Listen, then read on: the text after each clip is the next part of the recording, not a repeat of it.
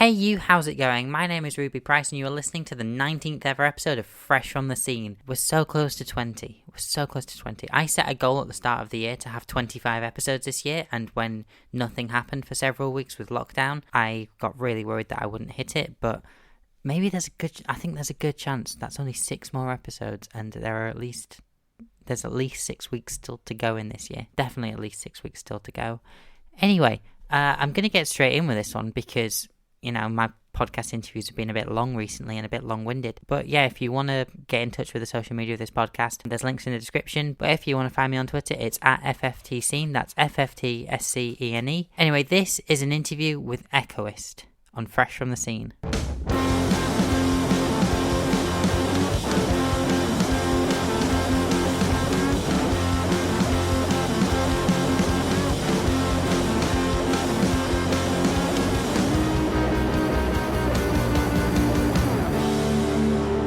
You're listening to Fresh from the Scene with your host, Ruby Price. Welcome to Fresh from the Scene. Today's guest is the ever lovely Pete. Hello. How are you doing? I'm very, very good. I'm very excited to be doing my first interview as Echoist. My heart's beating fast in the best way. I'm excited to talk about it.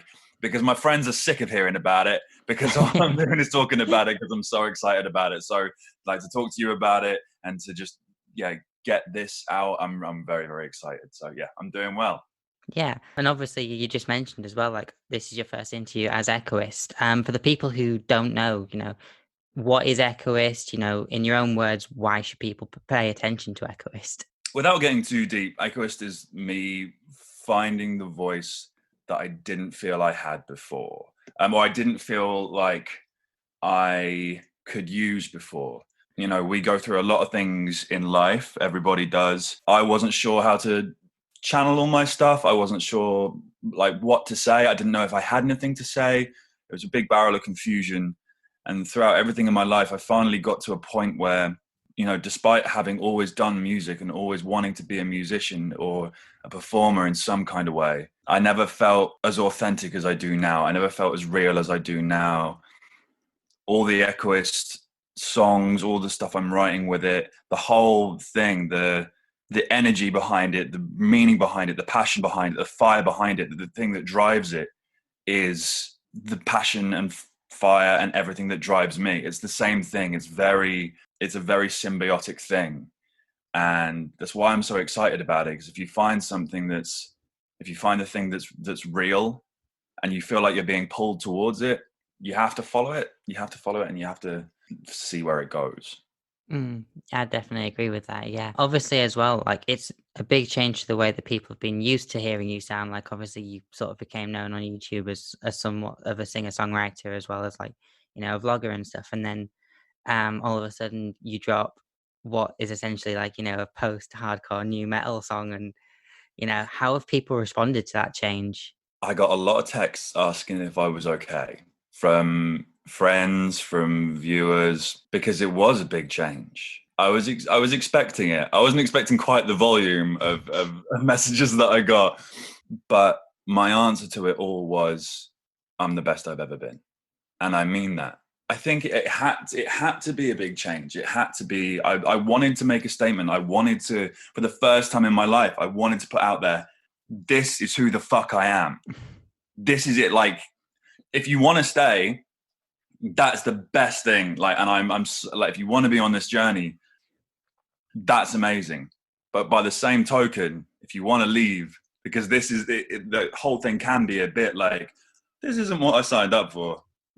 I was here for Disney songs.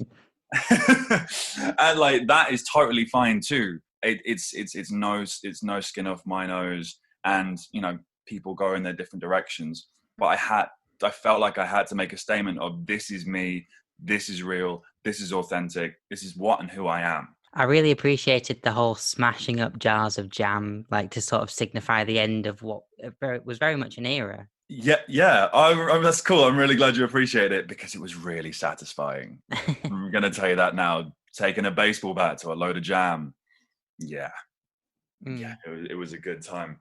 Yeah, I mean, I've seen videos of it's for some people it can be very like therapeutic and cathartic to like, let anger out by smashing things up and stuff, or just not necessarily anger, just letting emotions out, because people end up bottling things up in this current day and age. Yeah, And yeah. and it's very important to, just as humans, let emotions out, and our responsibility is to not do it in a destructive way.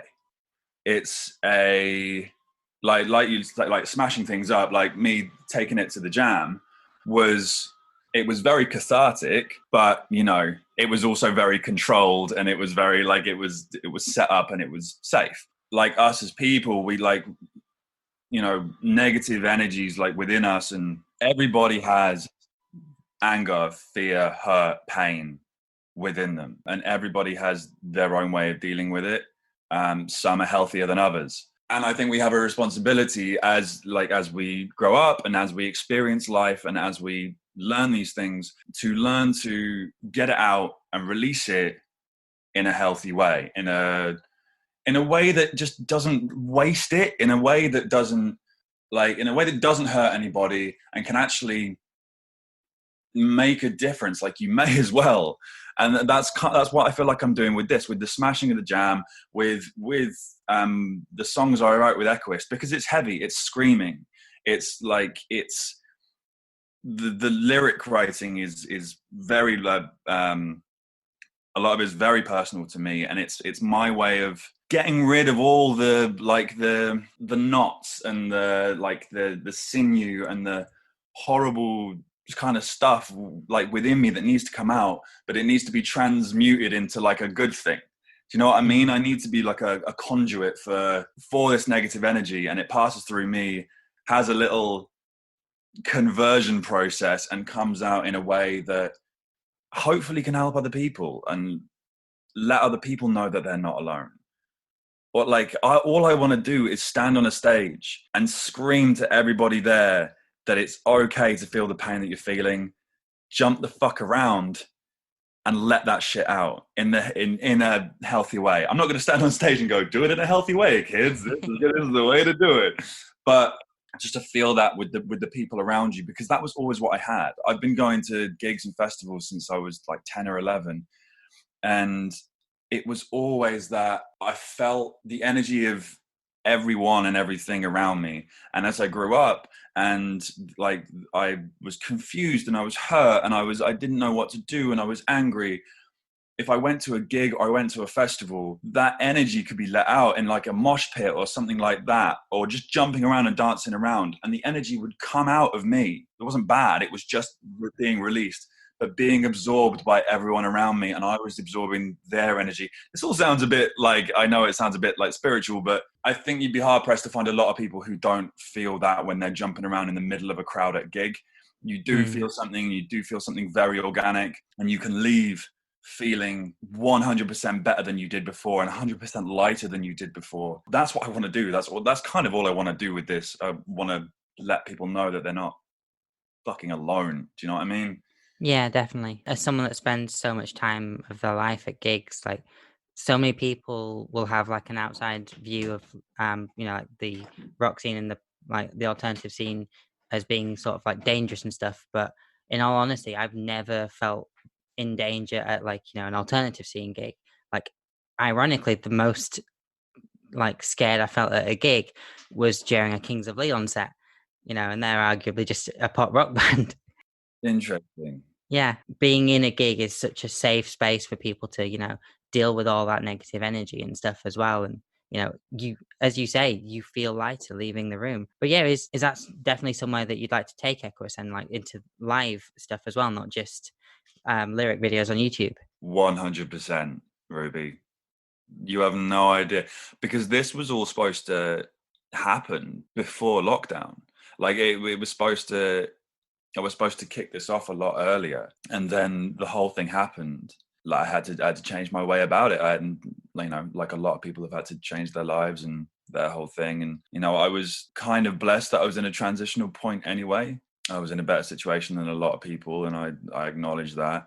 Maybe it did give me time to think. Maybe it gave me a little bit too much time to think, but live was and is still definitely the intention, like 100%. It's where my head is always going. Every time I think about it, I'm like lying awake at night and I'm going, oh, it's gonna be so cool, it's gonna be so fucking cool. Like that's like the consistent thought in my head, because that's yeah, that's what I want it to be, and that's what I feel like it needs to be. So let's talk about, debut single, Speak with a 3. You went all Avril Lavigne on us there.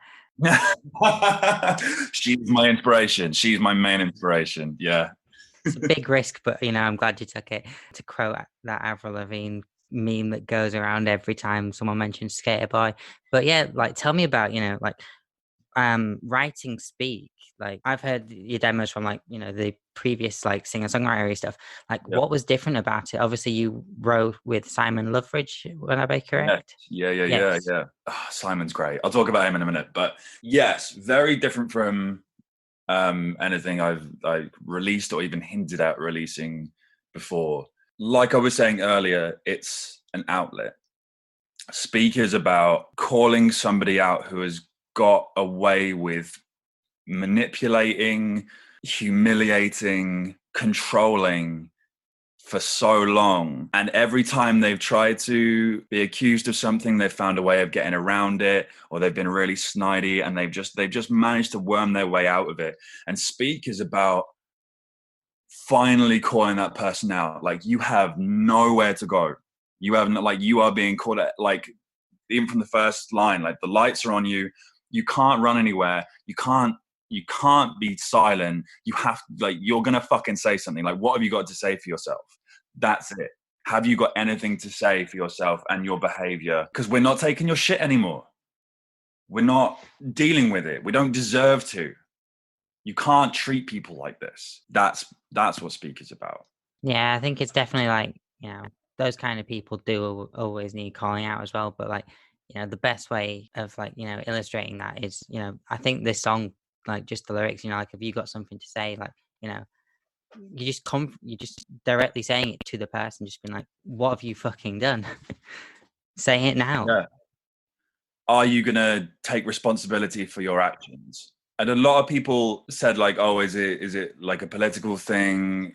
And like, because of like the time it came out.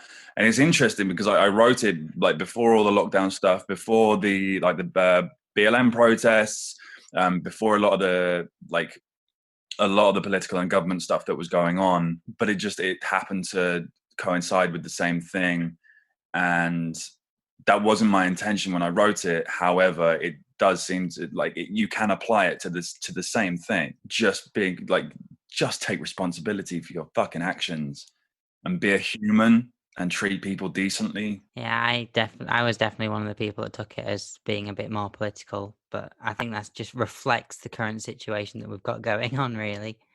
Yeah, because it's so intense, because it is everywhere you turn. It's especially if you spend your time online, and it's good that it's being spoken about and it's good that it's here. But yeah, the song itself has a much broader meaning. Yeah. Or a much more general meaning of just don't be an asshole to people, otherwise you will get called out. Like, this shit does come around and you won't get away with it forever. Yeah.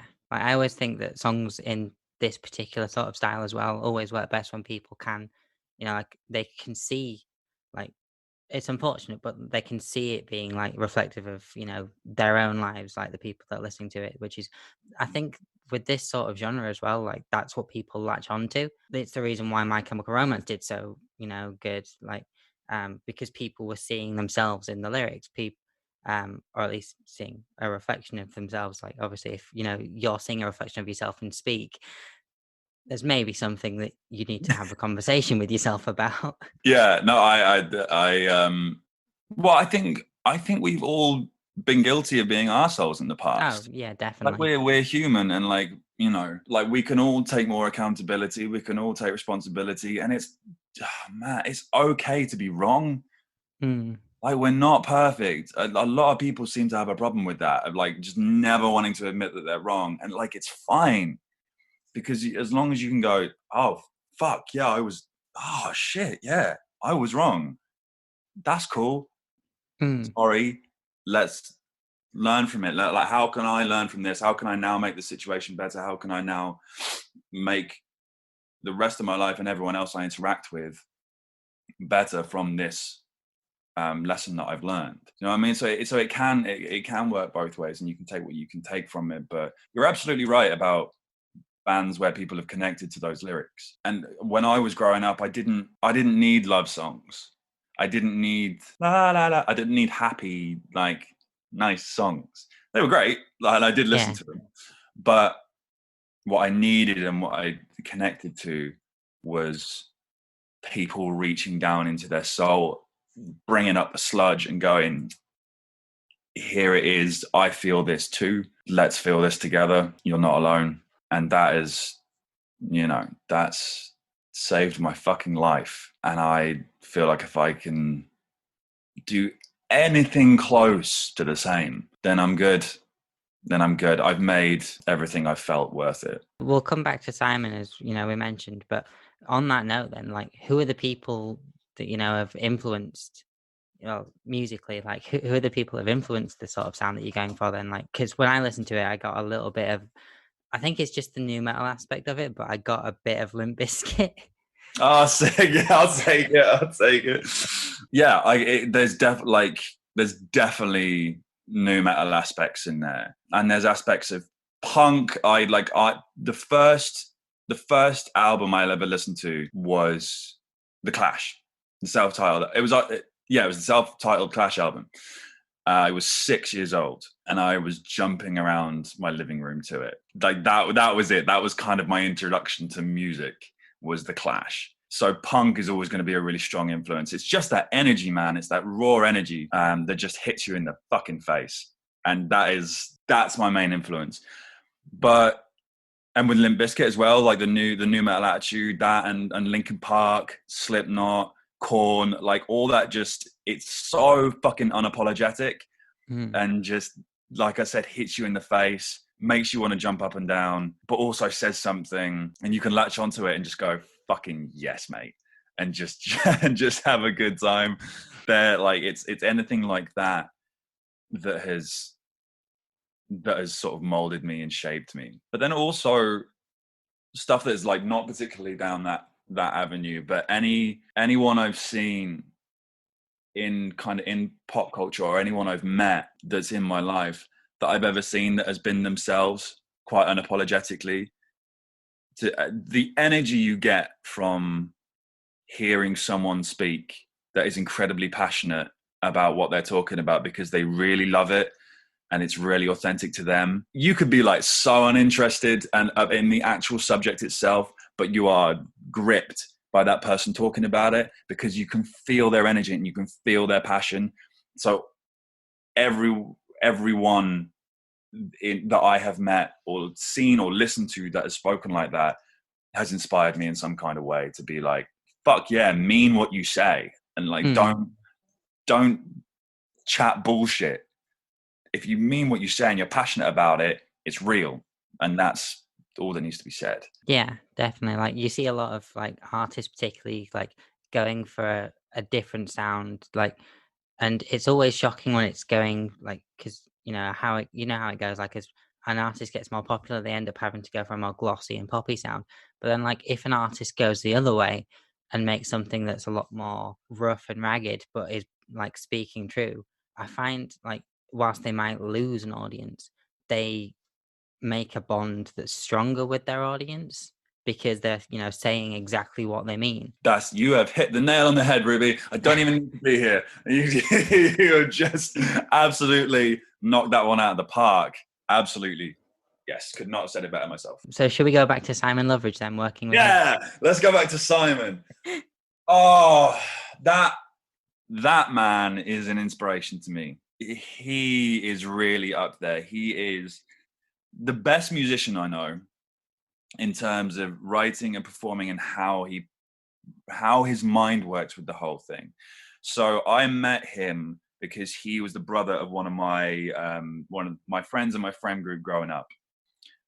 I actually saw him perform a band night at my school. It was the first like band night I ever went to. I was in like year 7, and I was watching these bands on stage because he's a few years older than me, and in school that's a lot. And I was watching him playing this band on stage. I was like, oh, that guy's so fucking cool, man. Oh my God. And then I became friends with his brother, not knowing they were brothers at the time. Went round to his house and saw him there, and like fangirled like a little, like just hella crazy fan. And I was like, started freaking out. I was like, he's so cool. And me and him became friends just through like video games and liking the similar music and stuff like that, just because of the more time I spent there. And then I actually started taking piano lessons from him, and then like we just used to jam together. And for years now, like we have been doing musical stuff together. We like back in like 7 years ago now, we did like a Lindsay Sterling cover together. We like entered a competition that she was doing where we just like metaled up one of her songs. And yeah, we just always done stuff together, and we've always had that appreciation. And I used to just like sit and watch him play piano and just play music and stuff because I enjoyed how his mind worked. When I started to do this, when I started to create the concepts and whatever was going behind Echoist, the beginning of everything, he was always there when it came to thinking about the music itself, because he's got such a good way. And because we've been friends for so long, I can sort of go, oh, I've got this thing that kind of goes like, and then it goes, and he can just go, yep, that's fine. And he can we can work so well together on it. And to have someone else there, just to have that energy bounce off, it's invaluable. He is, I'm gonna give him a little shout out as well, because he does amazing video game metal covers as well. So if you just YouTube Simon Loveridge, like you will have that and have a wealth of it, and you can appreciate his musical talent as much as I do. But that man is, to me, he's a genius. To me, he's a musical genius. He definitely wouldn't admit it himself, but to me, he's helped me more than he knows in terms of music. The whole, like doing the noises to represent the sound stuff. Like I live with a music producer, and he's been working on a song with the band recently. And when they were trying to like come up with the melody, they were like, popcorn chicken flats in Dagenham. And it's like, there's all of this music producer speak that's not real. And it's like, everyone knows it, but like, you feel silly doing it away from the music thing. Like if you're not doing that when you're, like miming a bass or whatever, and you're just going bomb, bomb, bomb. But like, with it, you're like, yeah, I'm a rock star. Dude, it's a language. I swear to God, It's a language that people speak, and like, because you can get it, and it doesn't have to be like, proper verbal words that we know, and it doesn't have like, because people know and people get it. And if you can hear that and you're on the same like musical wavelengths, it just works, dude. And that's why like not every collaboration works and not every thing works, because it's not supposed to, like that. That's all it is. But then when you find the people that does work with, where you can just like make random sounds and they get it, it's invaluable. It really is. It's the best fucking thing. It's like if your mime drum is an 808, whereas you're wanting someone who's going for like, more of a vintage kit, your collaboration's probably not going to work. But, if you're both doing the same, model, of mouth sounds, you're onto a hit. You're onto a hit. For sure. Absolutely. You're good at this. You're switched on. I appreciate it. I mean, I'd hope the music journalism degree counts for something, even if it's just a podcast. But for sure, man. It's interesting. Like music journalism is not like something I pursued. However, it really does interest me. Like I studied audio production at university, but then for my dissertation, instead of writing about production, I started writing about independent musicians and the future of everything, just because it really interested me, because of like, I feel like you're similar to me in the fact that like we grew up online and in this world, and like there's so much that has happened and is going to happen in such a short amount of time. It's fascinating, especially in the scene that we're in. I mean, your podcast is called Fresh from the Scene, and like that is, means more than ever these days, I think, because it's like fresh means is a lot. It's coming around a lot quicker than it ever did before, especially with like the rise of stuff like TikTok and YouTube and Twitter and streaming and all that kind of thing. Yeah, Fresh is very fast paced and moving now, and it's exciting. Yeah, definitely. Like on that topic as well, like would you say that, the social platforms that we've got, like, YouTube, Twitter, Twitch, even like the self-distributing services that let you get put on Spotify and Apple Music and stuff, would you say they're all working to allow people to operate, as an independent artist so much easier, these days? 100%. I mean, it's done exactly that for me. You can build your own thing now. I know people who have built like total musical empires and without any kind of help from a label, because they know what they're doing and they know how to market themselves. I think you do need a big knowledge of the whole thing. I'm definitely learning that, but I find it so exciting. I find it really exciting that that's a possibility and that's potential. That I think you need a good idea of business and marketing, and I think you need to really know who you are. And I think if you have that, then like there is all the potential and all the possibility for you to do it on your own. The tools are there. The tool shed is there, and it's just up to you to teach yourself how to use them all. At the start of lockdown, I decided to start streaming on Twitch as a way just to stay connected with people, and like built my own PC, which I knew nothing about beforehand, but like taught myself how to do it because I just found it interesting, did it, and then built this like awesome community on Twitch, which I had no idea was going to happen, but has blown my mind with their like kindness and companionship with each other and support for each other. You get to build something yourself. It feels more authentic and it feels more real. I'm not saying it's the right way to do it, but I'm saying it's a very rewarding way to do it if you're building something for the right reasons and you're building a place and you're building a community. And like you can do the same thing on TikTok. Like TikToking, it does encourage individuality because you can just put whatever you like up there and people can respond to it. Like anything, there are the trends and there are the things that become popular, but it's so easy to put your own spin on it, build up your own little community and build up your own little space. I think that's a beautiful thing. Yes, it's very fast paced. Yeah. That's the way the world's going, and that's what people are getting used to. To me, like it harkens back to, what I would consider like the golden days of YouTube. It's been here for 15 years now, which That's makes crazy me, every time I it think makes about me that. feel old because I was on it in 2008. Were you? Oh, wow, we were there at the same time. Yeah, it's crazy, but it's like, during the golden era, which is what I would consider like 2009 to 2013 personally, like everyone was working as a community, which, very much disappeared these days, I would consider. Everything was so creative. Like, I'm not saying it's not now, because there is definitely really creative individuals on YouTube. Like, you see them every week, making some fantastic content. But like, it didn't need to be clinical. It didn't need to be clean. It didn't need to have, nowadays we turn off a video if it doesn't have 1080p. Whereas like back then it was like, if it was a good video, it didn't need to be in 480. You enjoyed it and you appreciated it and you shared it with every fucking person you knew. Yes, absolutely. I remember you've got very good takes on it, for sure. I remember I found out about YouTube through Bebo. Do you remember Bebo? I remember Bieber. I never Yeah, had it. man. But everyone in my school had it and were like, oh yeah, I pretended I was like 63 to get an account. Yeah, but like Bebo had like, you could like embed YouTube videos on there and you could like choose from a list of videos to embed. And I found that's how I found out about Panic at the Disco. Is one of the videos you could choose was I Write Sins, the music video for I Write Sins. And that was how I found out about that whole thing. And I was like, whoa.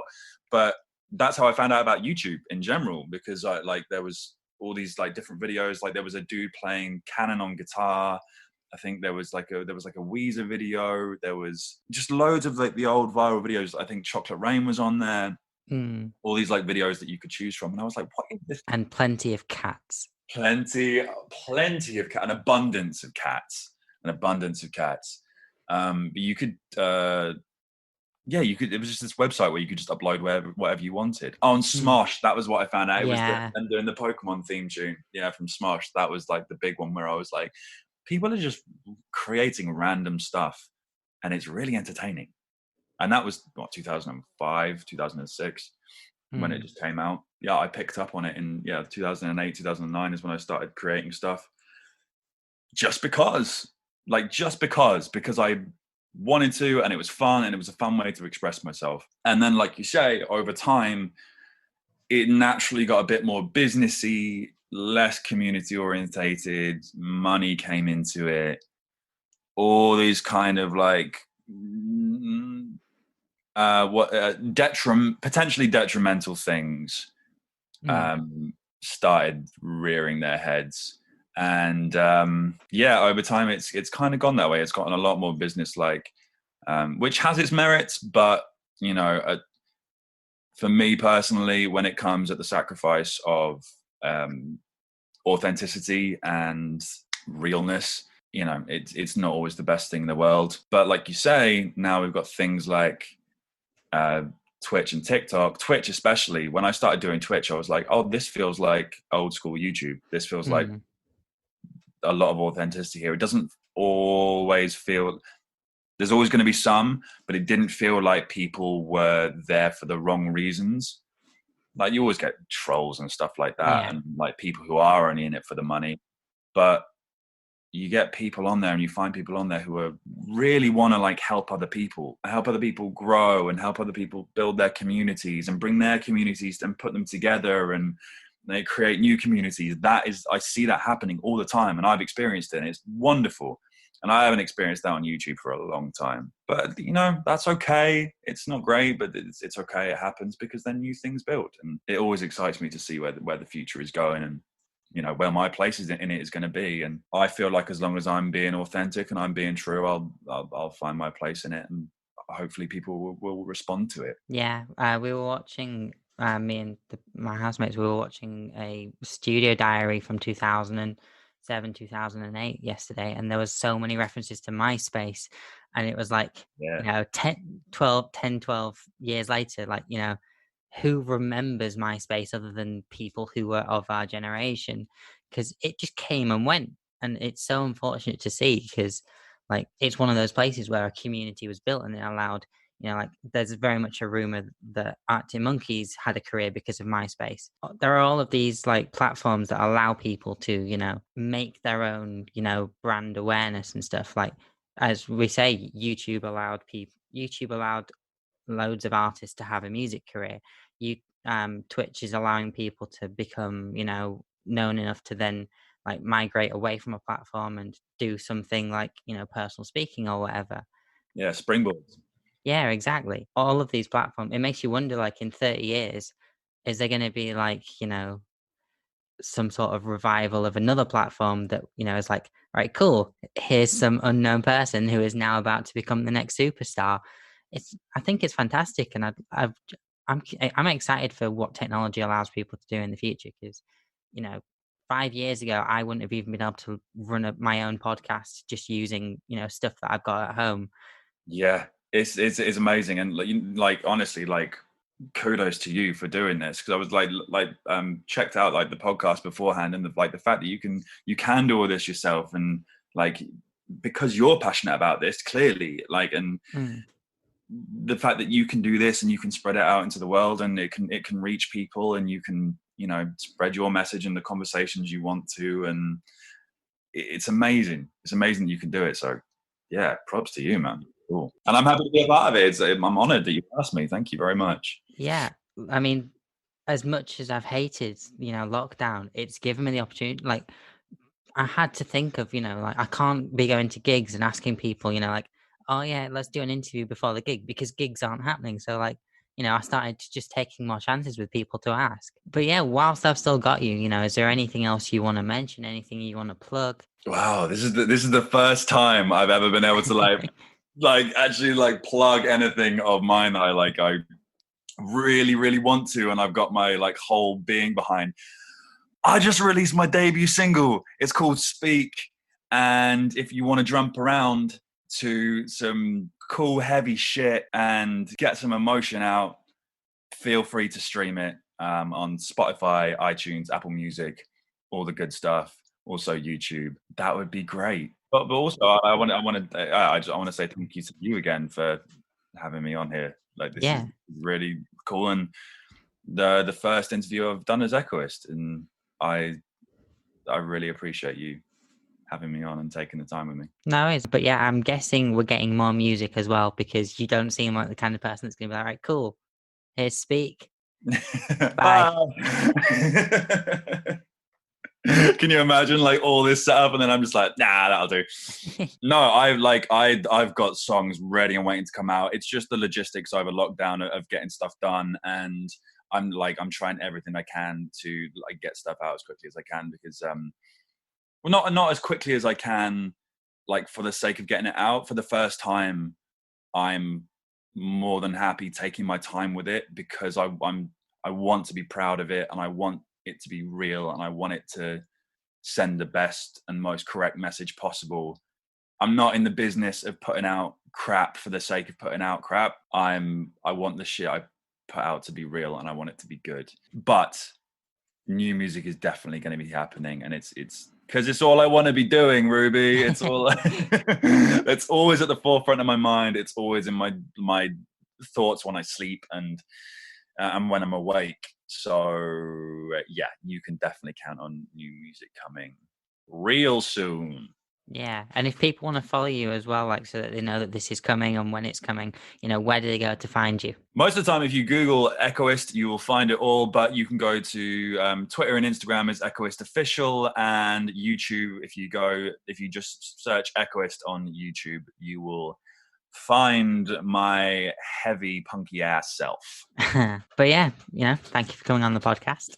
Thank you for having me, and good luck with the rest of it. You're building something really, really cool here. I can't wait to see what you come up with next. Thank you very much. You're listening to Fresh from the Scene with Ruby Price. Thank you very much for listening. I hope you enjoyed that. As I said, there will be links in the description to everything that you need to move forwards. If you want to go and find Pete as Echoist on any of the platforms, there will be links in the description. You can listen to his new song Speak, SP3AK. It's on YouTube, it's on Spotify, it's on Apple Music. Again, links in the description. If you did enjoy this podcast and you're listening to it on a platform that allows you to leave a review, aka Apple Podcasts, scroll down, leave a review. You wouldn't believe how much it actually helps out the podcast algorithm, and that's what you need in order to have a successful or even a positively algorithmic podcast.